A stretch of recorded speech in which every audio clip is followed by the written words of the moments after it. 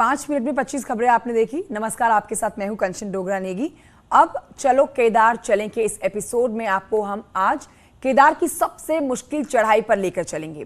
केदारनाथ की यात्रा आपके हिम्मत की असली अग्नि परीक्षा है, क्योंकि इस दुर्गम यात्रा में पग पग पर कई मुश्किलें आती हैं। रास्ते में ठंड है, बारिश भी है, कुछ जगह ऐसी भी है जहां आपको हर हाल में आगे ही बढ़ना होगा। तो चलिए चलते हैं केदार के सबसे चुनौती भरे इस सफर पर।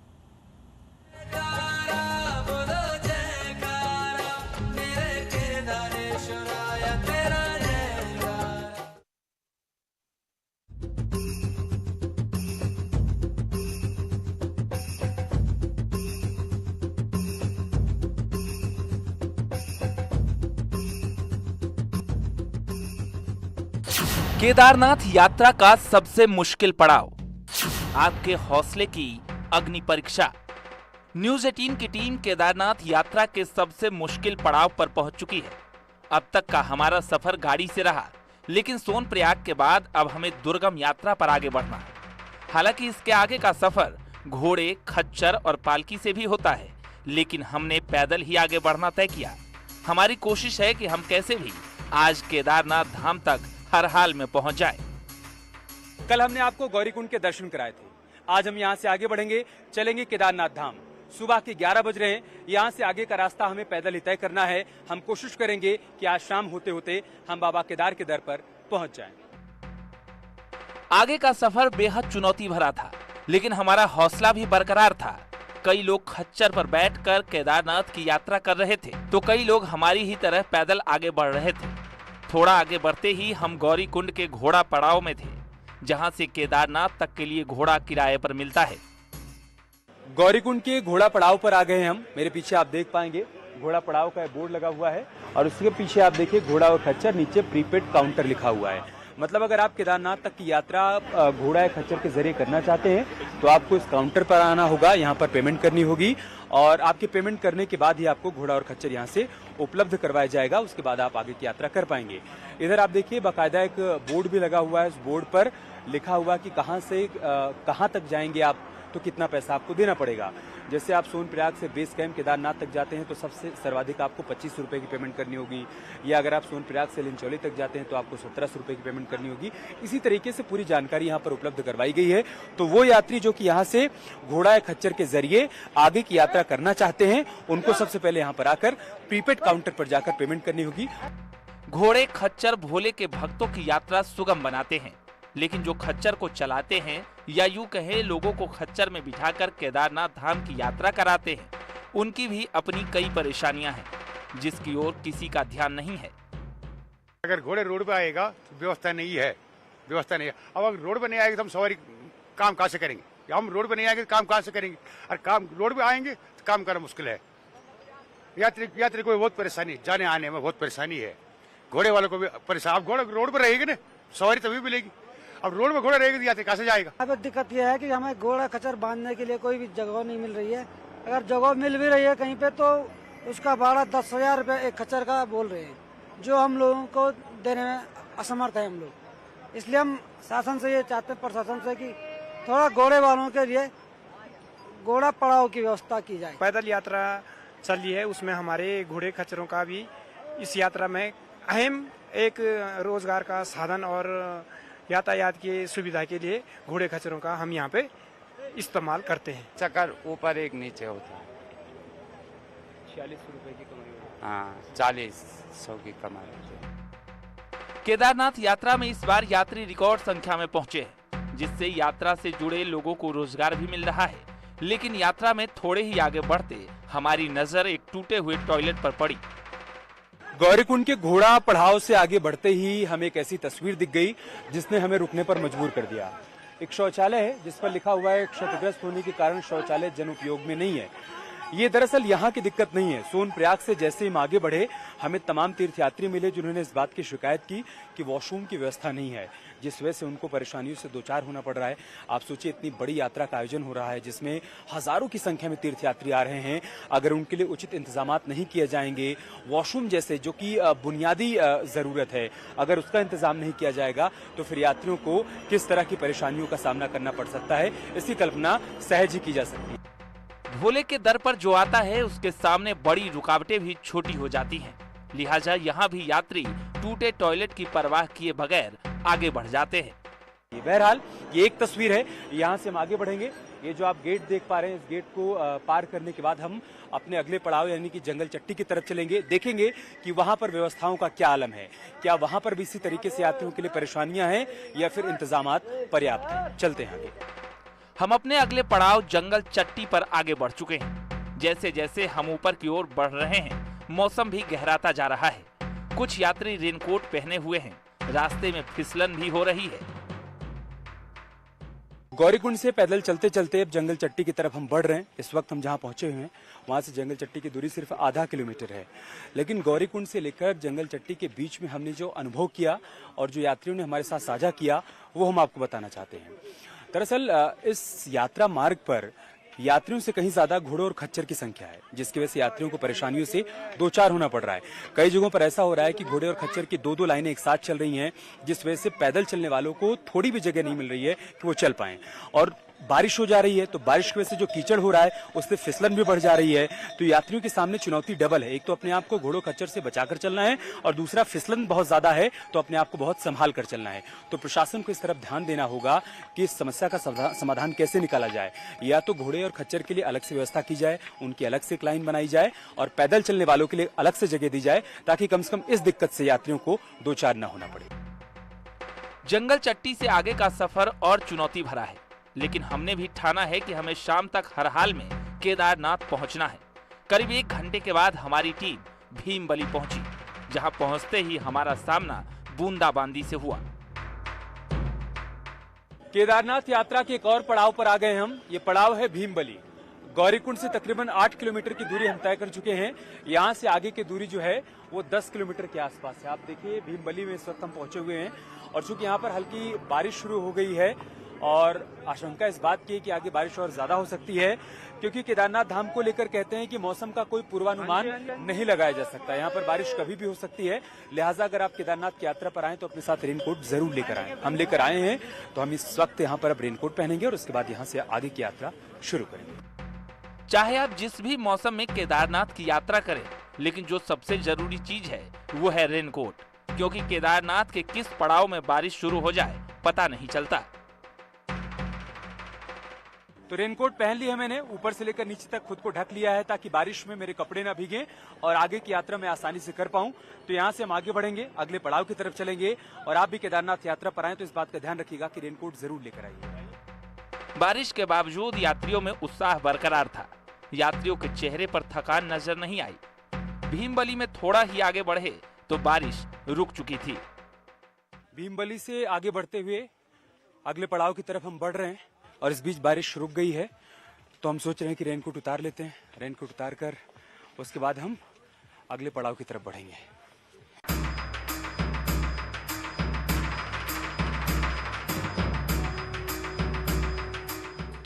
भीमबली तक तो कभी धूप कभी बारिश से हमारा सामना होता रहा, लेकिन अब आगे जो पड़ाव है उसका नाम रामबाड़ा है। 2013 में आई आपदा में इस जगह का नामो निशान तक मिट गया था। यहाँ जो यात्रियों के कैंप थे वो मलबे में तब्दील हो चुके थे। केदारनाथ यात्रा का मुख्य पड़ाव जो यात्रियों से गुलजार था, वहाँ मौत का सन्नाटा पसरा हुआ था। मैंने अपनी रेनकोट बैग के अंदर रख ली है। अब यहाँ से आगे बढ़ेंगे। हमारा अगला पड़ाव रामबाड़ा होगा। रामबाड़ा वही जगह है जहाँ जून 2013 की आपदा में सबसे ज्यादा नुकसान हुआ था।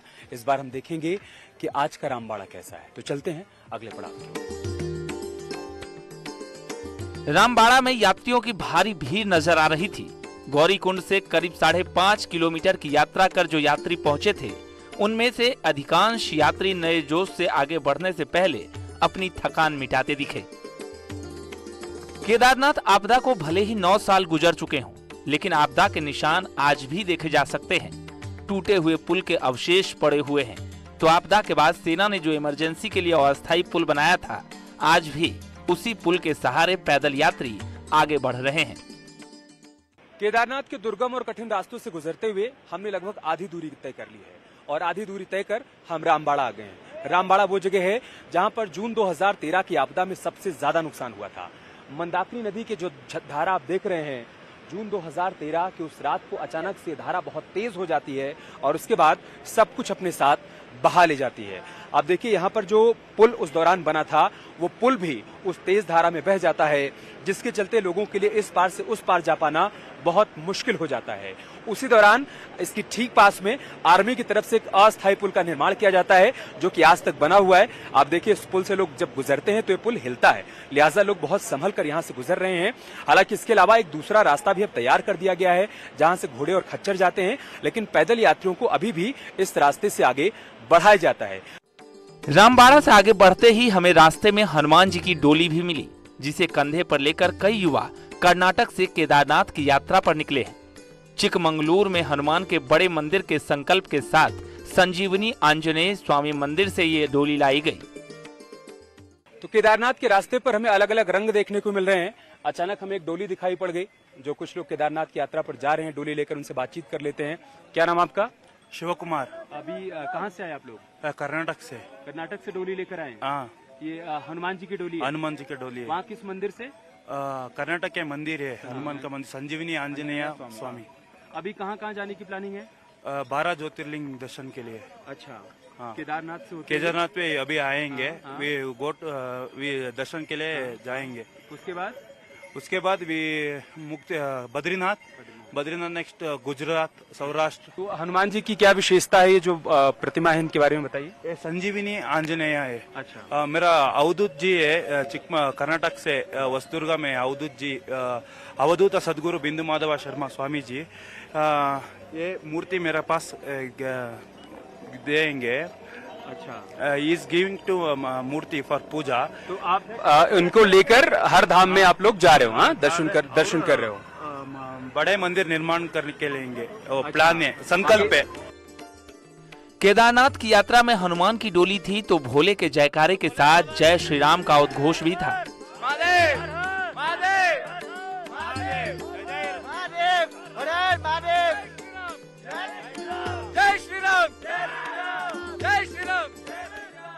रामबाड़ा के बाद हमारा अगला पड़ाव लिंचौली था। इस पूरे रास्ते में हमें इक्का दुक्का जगह छोड़कर कहीं भी पुलिस पिकेट नजर नहीं आई। गौरीकुंड, उसके बाद जंगल चट्टी, भीमबली से होते हुए रामबाड़ा और रामबाड़ा से आगे बढ़ते हुए अब हम आ गए हैं लिंचौली। ये अगला पड़ाव है और लिंचौली में हमें पुलिस चौकी दिखाई पड़ रही है। ये बात मैं आपको इसलिए बता रहा हूँ क्योंकि गौरीकुंड से लेकर लिंचौली तक हमें कहीं पर भी पुलिस के जवानों की तैनाती नजर नहीं आई। यहाँ पर पुलिस चौकी बनी हुई है, लेकिन इससे पहले तक जो तीर्थयात्री हमें मिले रास्ते में, उनका यही कहना था कि कहीं पर पुलिस के जवानों की तैनाती नहीं है। अगर कहीं कोई दिक्कत हो जाए, परेशानी हो जाए, यात्रियों के बीच में किसी बात को लेकर बातचीत हो जाए, तो फिर कौन होगा उस वक्त वहां पर स्थिति को संभालने वाला? ये थोड़ी चिंता की बात है। लिंचौली में शाम हो चुकी थी, अंधेरा गहराने लगा था, ठंड भी बढ़ गई थी। कई यात्रियों के कंबल भी बाहर आ चुके थे, जिसे ओढ़कर वो अपनी ठंड दूर कर रहे थे। 16 किलोमीटर की पैदल यात्रा करने के बाद थकान भी धीरे धीरे हावी होती जा रही थी, लेकिन बाबा का दर अब महज 1.5 किलोमीटर दूर था। तो बाबा से मिलने की हमारी बेसब्री या इच्छा ने हमारे कदम रुकने नहीं दिए। 16 से 18 किलोमीटर की पैदल यात्रा, पैदल यात्रा नहीं, कठिन यात्रा, कठिन यात्रा भी नहीं, दुर्गम यात्रा। हम ऐसा क्यों कह रहे हैं बताएंगे आपको। बहुत थकान हो गई है यहाँ तक आने में, लेकिन हम आखिरकार अपनी मंजिल तक पहुंच रहे हैं।